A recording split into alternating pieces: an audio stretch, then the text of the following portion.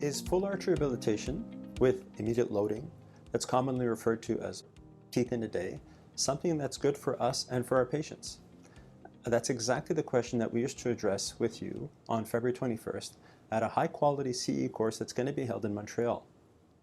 This course is intended for any clinician who's been confronted with a scenario where a patient has lost all of their teeth or will lose their teeth, and where that clinician is interested in asking themselves the question, what is the most efficient and effective way of rehabilitating my patient's level of function and aesthetic appearance today?